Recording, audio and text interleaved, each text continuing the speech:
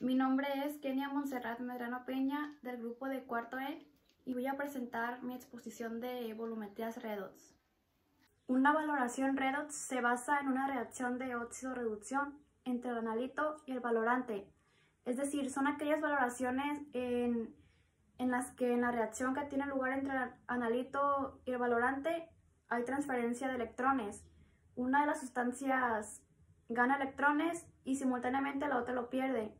La sustancia que gana electrones se reduce, disminuye su estado de oxidación y por lo tanto es el agente oxidante. La sustancia que pierde electrones aumenta su estado de oxidación, es quien se oxida y actúa como un agente reductor. Por ejemplo, en la valoración de hierro más 3 con el ion permanganato se produce la siguiente reacción de óxido-reducción.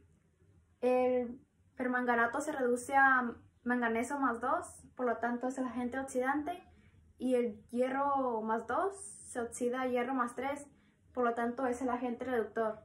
Agentes valorantes. Cuando se piensa efectuar una valoración dada, el agente valorante debe cumplir ciertos requisitos. Los mismos quedan expresados dentro de las siguientes características que debe poseer la reacción de óxido-reducción, que debe ser completa.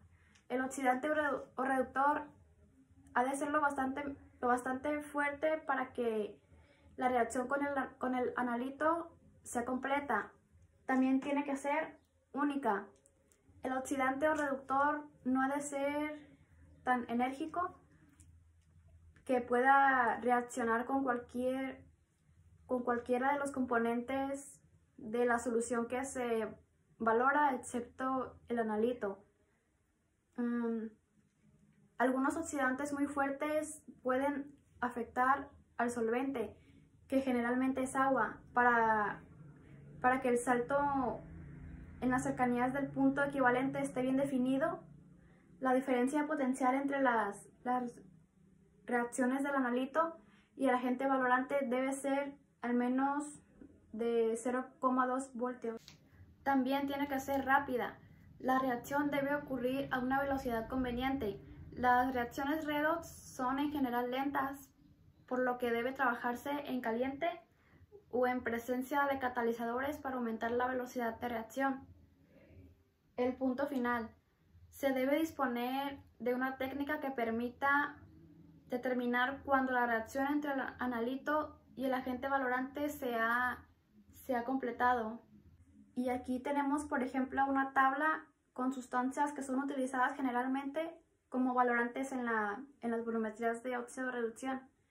Tenemos la dicromato volumetría, que es aplicaciones en la determinación indirecta de materia orgánica en suelos, etanol, en vinos y entre otros.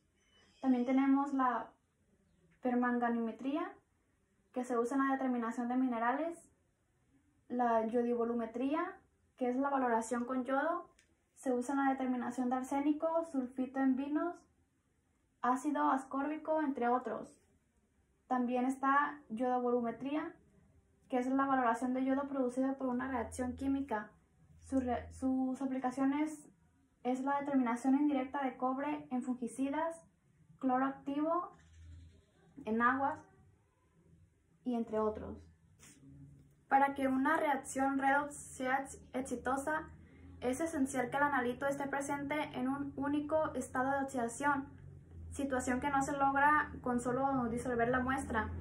Además, en algunas ocasiones es más conveniente valorar al analito en un estado de oxidación diferente al que existe en la muestra. Esto hace necesaria una oxidación o reducción preliminar antes de proceder al análisis, para lo cual se emplean reactivos auxiliares que deben reaccionar totalmente con el analito y cuyo exceso debe eliminarse fácilmente. Agentes auxiliares y reductores. Los agentes auxiliares reductores generalmente se emplean en estado sólido, ya que su exceso se puede eliminar fácilmente. Por ejemplo, por filtración. Los metales más usados son zinc, aluminio, cadmio, plomo, níquel, cobre y plata. Por ejemplo, la determinación de hierro. Esta especie está presente en las soluciones como hierro más 3. Este podría valorarse empleando un agente reductor fuerte como el estaño más 2. Sin embargo, las soluciones de este agente reductor son muy difíciles de conservar. Por lo tanto, es preferible reducir todo el hierro más 3, a hierro más 2, empleando un agente auxiliar reductor como el zinc metálico. Las reacciones previas a la valoración serán estas. Agentes auxiliares oxidantes. Hay muchas sustancias que pueden actuar como agentes auxiliares oxidantes. Las reacciones correspondientes a las más empleadas son el bismutato. El exceso se prepara por filtración. El peroxisulfato de amonio, que el exceso de reactivo se elimina hirviendo la solución. Y el peróxido de hidrógeno. El peróxido de hidrógeno es un agente oxidante muy empleado debido a que es muy fácil eliminar el exceso. Cuando se hierve la solución que contiene el exceso de agua, este se descompone en agua y oxígeno, no introduciendo nuevas especies en la solución que contiene el analito. Curvas de valoración. La curva de valoración es la representación gráfica de la variación del potencial de la disolución que contiene el analito en función del volumen del valorante añadido. Según la ecuación de Nernst, la variación del potencial es función logarítmica del cambio de concentración de los componentes de la reacción de valoración. Por tanto, la curva tiene forma sigmoidea. Durante gran parte de la valoración del E no varía prácticamente, pero en la región del punto de equivalencia el cambio de potencial es muy acusado. Factores que influyen en la forma de la curva de valoración. La estequiometría de la reacción de valoración es una variable que influye en la forma de la curva de valoración redox, de modo que si la estequiometría valorante analito es 1 a 1, el punto de equivalencia coincide exactamente con el punto de inflexión de la curva. Sin embargo, si la estequiometría de la reacción de valoración no es 1 a 1, el punto de equivalencia no coincide con el punto de inflexión de la curva. Sin embargo, debido a que para trabajar en condiciones óptimas se eligen como reactivos valorantes agentes oxidantes o reductores energéticos, el salto de potencial en la zona de equivalencia es tan brusco que aunque se considere que el punto de equivalencia coincide con el de inflexión de la curva, el error cometido es mínimo.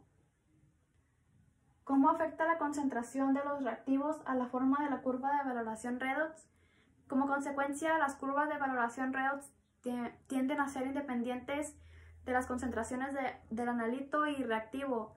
Este hecho es una característica definitiva de estas curvas respecto de todas las demás vistas. ¿Cómo afecta el grado de extensión de la reacción en forma de la curva de valoración redox? En este sentido, las curvas redox se comportan como el resto de las otras curvas de valoración que han sido estudiados. Es decir, cuanto más alta sea la constante de equilibrio de la reacción de valoración, más acusado será el cambio de potencial en la zona de equivalencia. Por ejemplo, en esta figura tenemos varias curvas de valoración con sustancias que tienen diferentes constantes de equilibrio. En el caso de A, de 10 a la menos 6, es muy grande el salto de potencial, mientras que una sustancia que tiene una constante de equilibrio de 10 a la 3, el salto es muy pequeño y la curva de valoración está muy poco definida. El salto de potencial es mucho más grande conforme la reacción es más completa.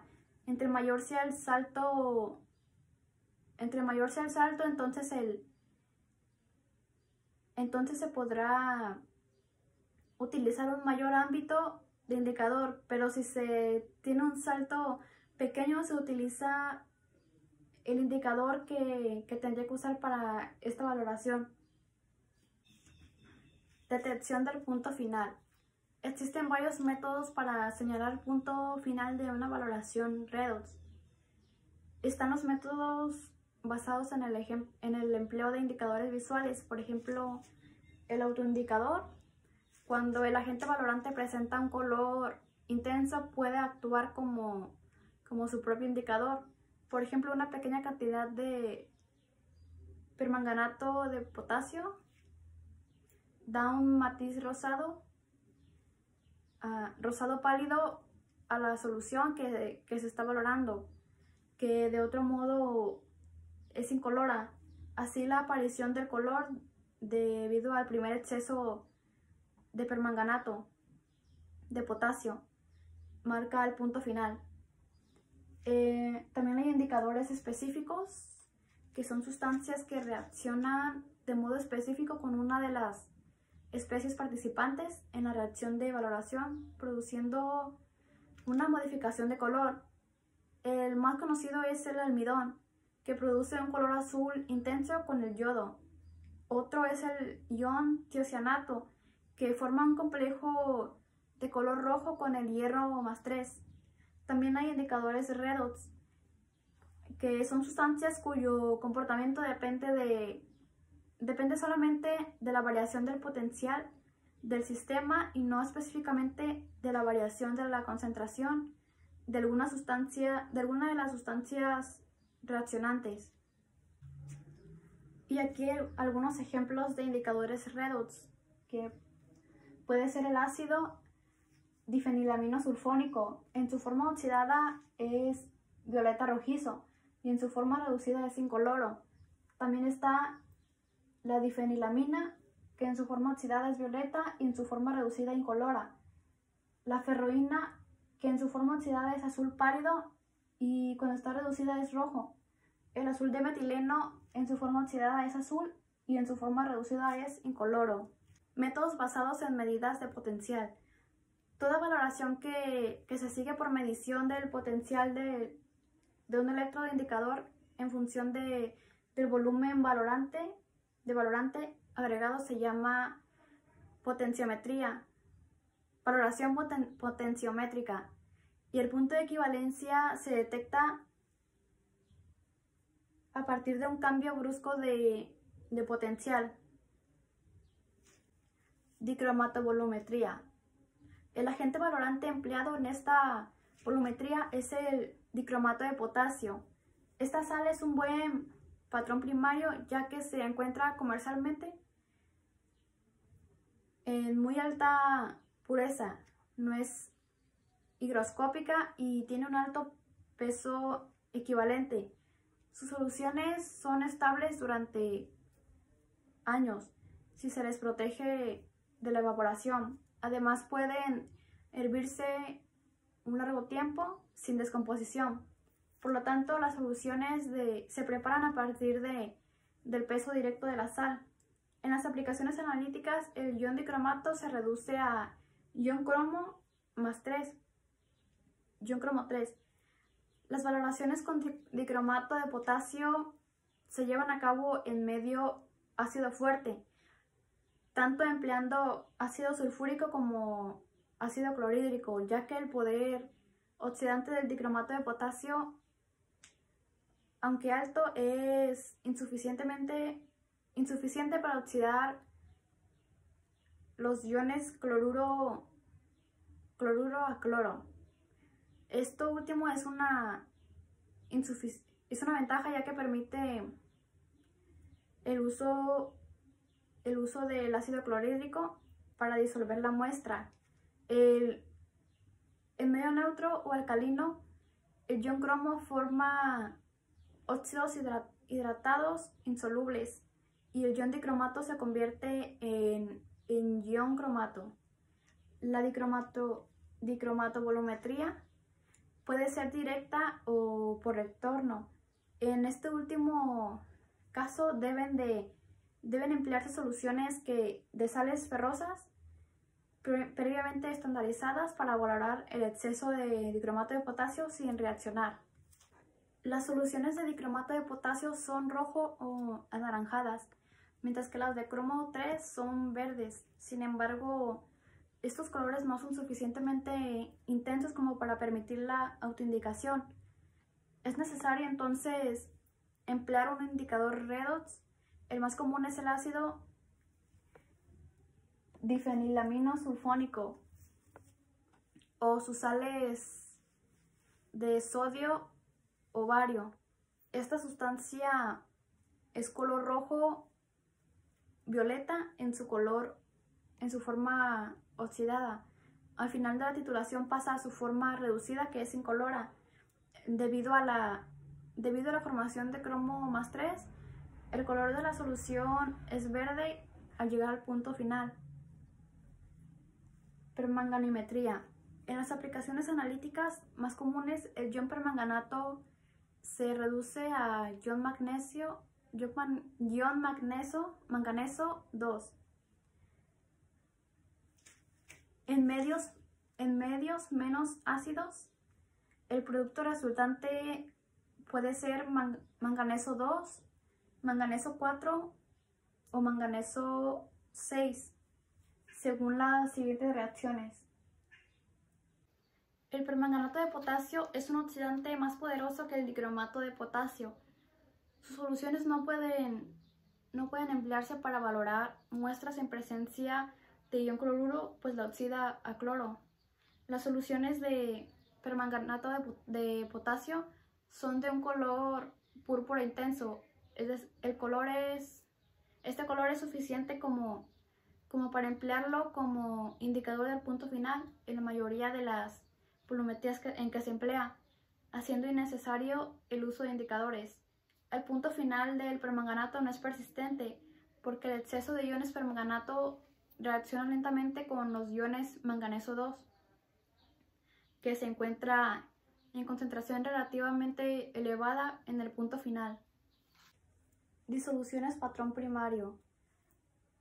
Algunas sustancias patrón tipo primario oxidantes son el dicromato de potasio, yodato potásico, y en los reductores está el oxalato de sodio, trisulfuro de arsénico, hexahidrato de hierro 3, amonio sulfato. Agentes oxidantes patrón. De entre todos los agentes oxidantes patrón, son los que son ampliamente se usan en el laboratorio son permanganato potásico, serio 4, yodo y dicromato potásico. El permanganato potásico es un oxidante fuerte de color violeta intenso, que en disoluciones muy ácidas se reduce al ion manganeso 2, que es incoloro, teniendo en cuenta que el cambio de color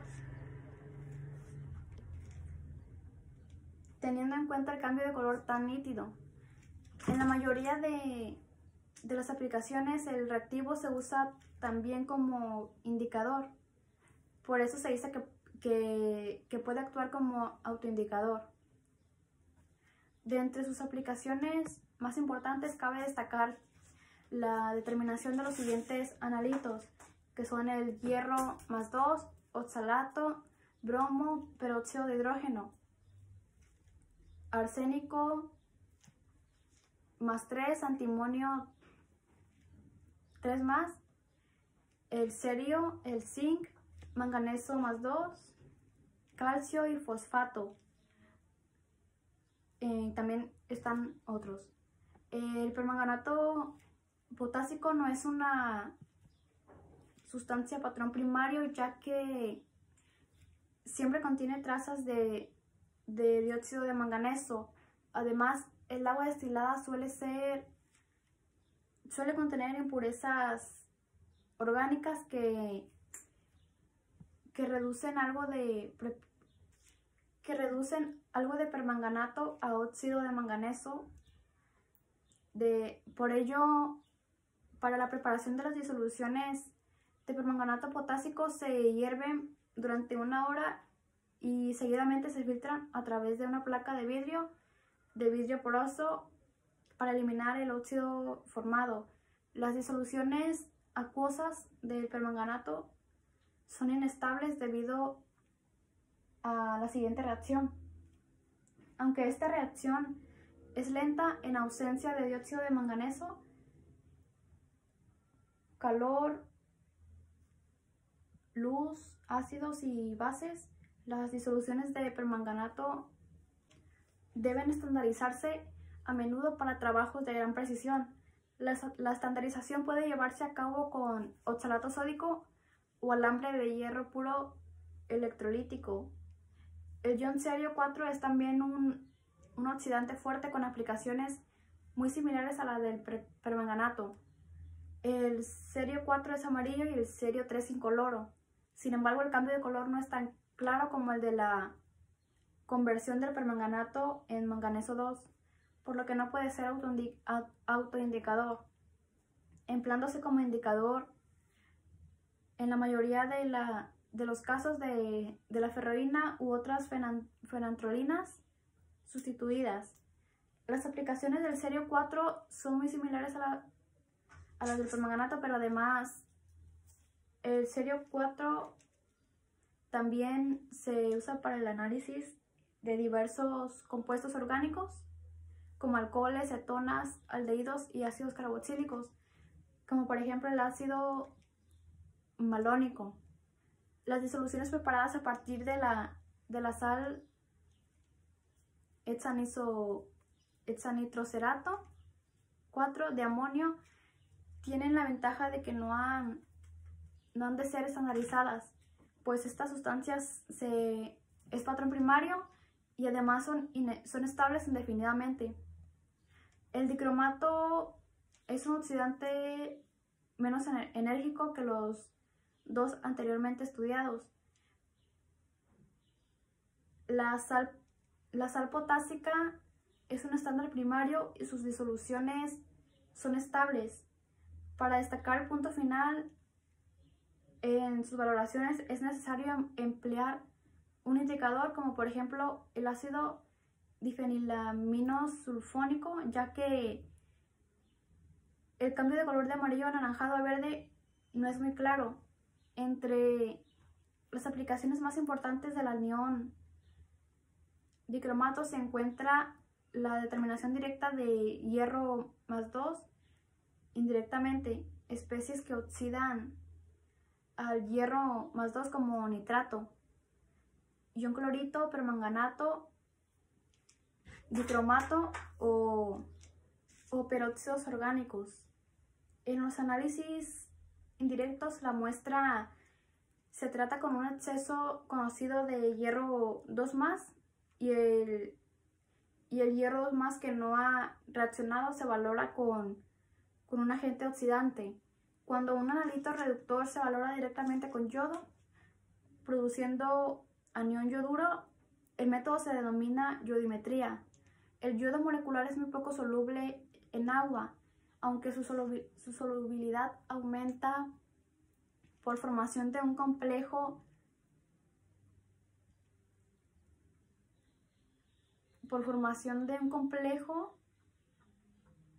con yoduro.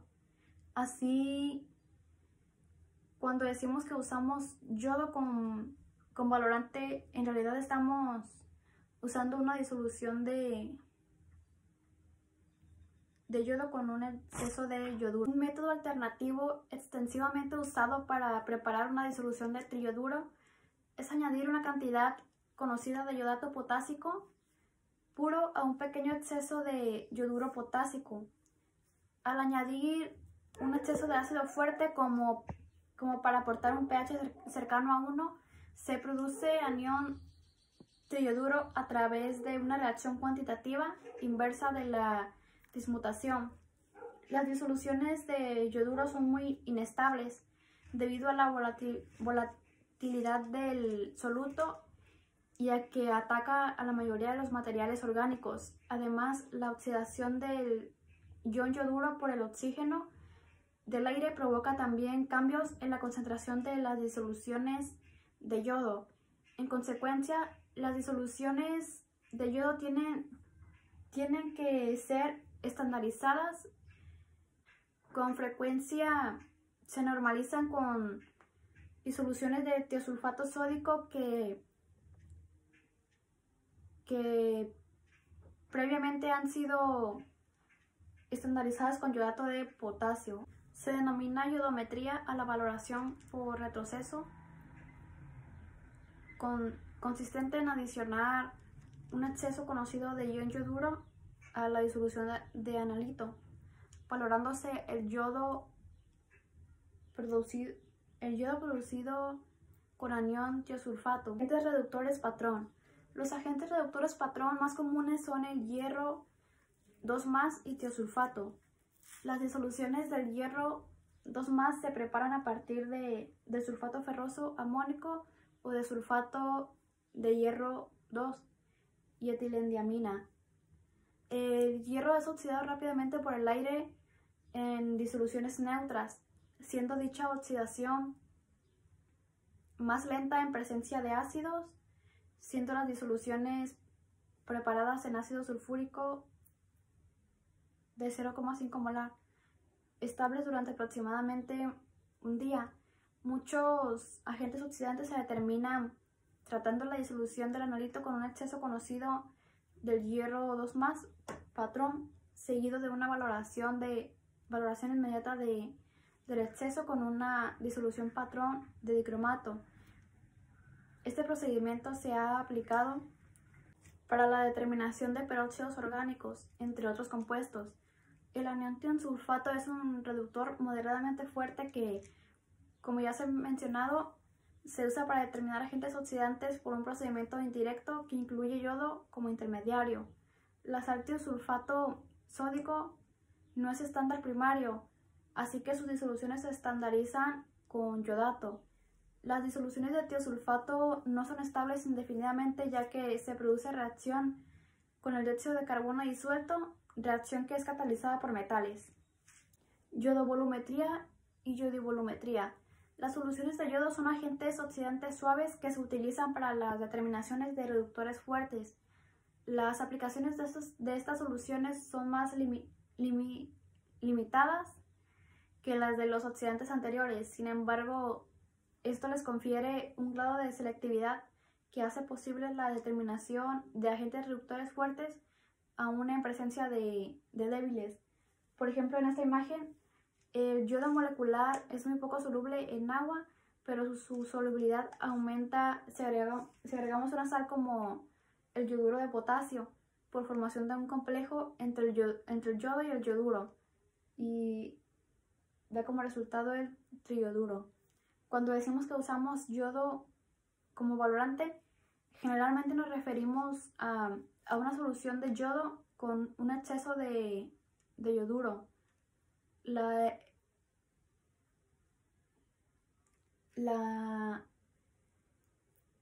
en mi reacción del triyoduro es la siguiente. Dicho pararedox tiene una fuerza oxidante que es intermedia entre los oxidantes fuertes y los reductores fuertes. Es decir, el triyoduro es un agente oxidante suficientemente bueno como para reaccionar cuantitativamente con un gran número de sustancias reductoras, y el ion yoduro se oxida con suficiente facilidad para que su reacción con ciertos oxidantes fuertes sea cuantitativa.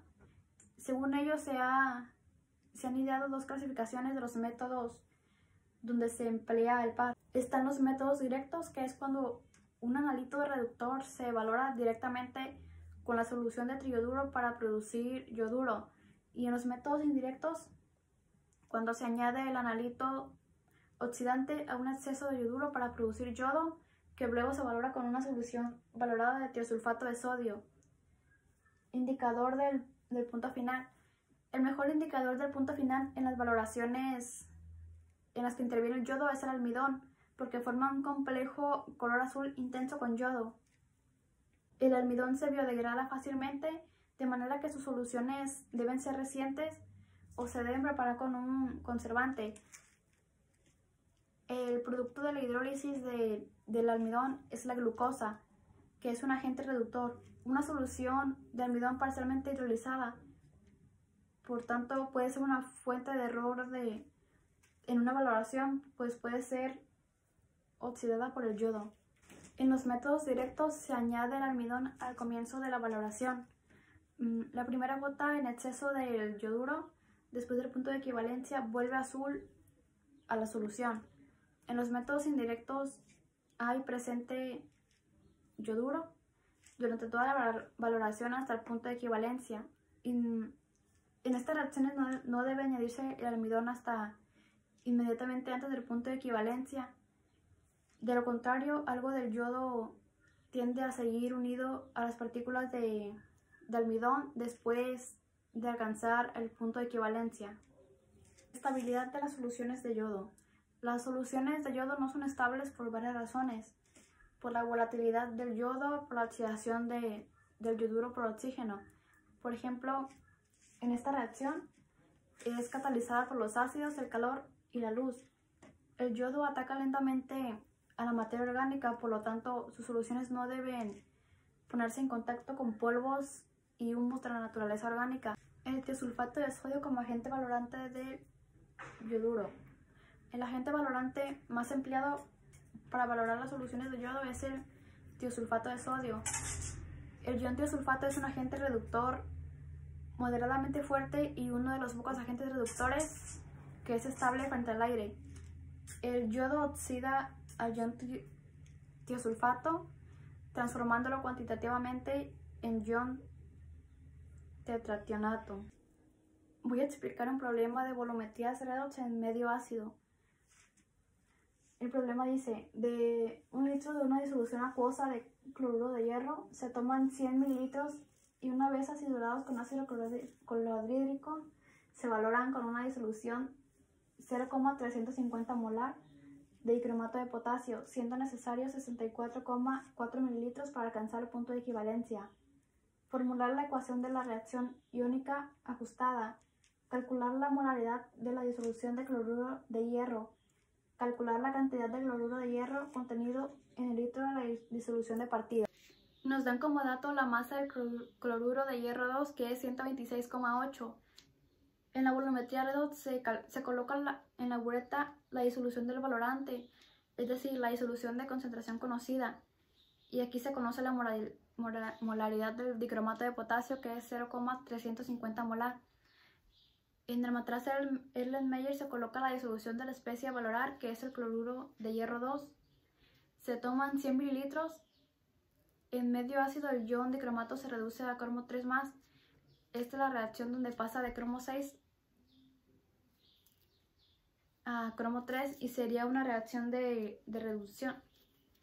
Si el dicromato se reduce, el hierro 2 se oxida a hierro 3 y ahora se tienen que ajustar las ecuaciones de oxidación y reducción. Primero se ajusta la masa en todos los elementos que no son hidrógeno ni oxígeno, y como hay 2 cromos, para que haya el mismo número a la derecha se tiene que multiplicar por 2. Hay 7 oxígenos y para ajustarlos se añaden tantas moléculas de agua como oxígenos haya del otro lado. Y hay 7 oxígenos menos, por eso se tienen 7 agua.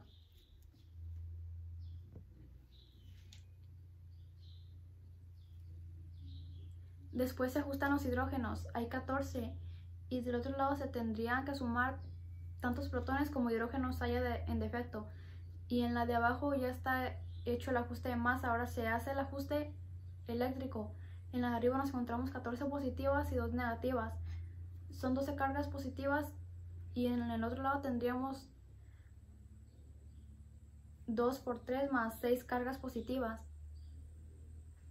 En el de abajo tendría 2 cargas positivas y en el otro lado 3 cargas positivas. Si ajustamos la primera reacción, en el lado donde más cargas positivas hay, se tiene que poner tantos electrones de tal manera de que las cargas en ambos lados queden compensadas. Es decir, se tienen que añadir tantas cargas negativas en el lado donde haya defecto de carga negativa o exceso de carga positiva. Y para que la carga sea la misma, se tiene que añadir 6 electrones para que ambos lados queden con 6 cargas positivas. En la segunda tenemos 2 cargas positivas y en la otra 3 cargas positivas. Luego en el lado que más cargas positivas hay se añade un electrón para que en los dos lados haya 2 cargas positivas. Ahora en el número de electrones intercambiados en ambas semiecuaciones deben de ser el mismo. Abajo es 1 y arriba son 6.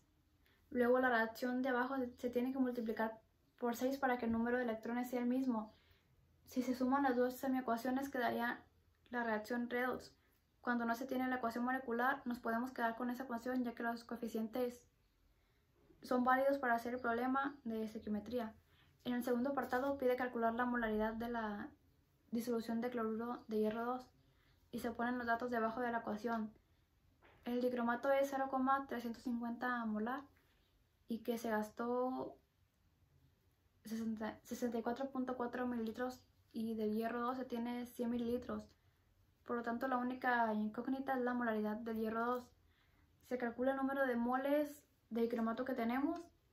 El número de moles se calcula multiplicando la molaridad 0,350 por el volumen pasado a litros y quedaría 0,02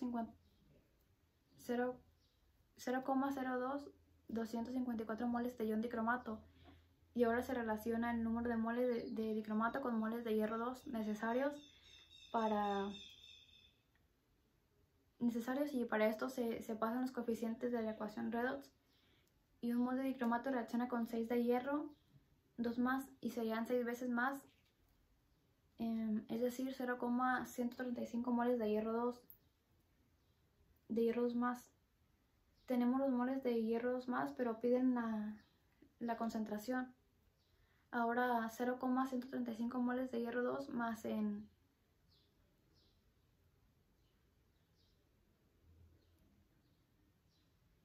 0,100 litros serían 1,35 molar, que es la concentración de cloruro de hierro 2 contenido en el litro de la disolución de partida. Para eso ocupamos la masa molar que nos dieron, que es 126.8 unidades de masa atómica. Eso significa que un mol de cloruro de hierro es 126,8. Tenemos la molaridad que es moles partido por litro y en un mol hay 126,8 gramos de cloruro de hierro 2. Como tenemos un litro de disolución, se multiplica por un litro y saldrían los gramos de hierro 2 necesarios, que es 171 gramos de cloruro de hierro 2.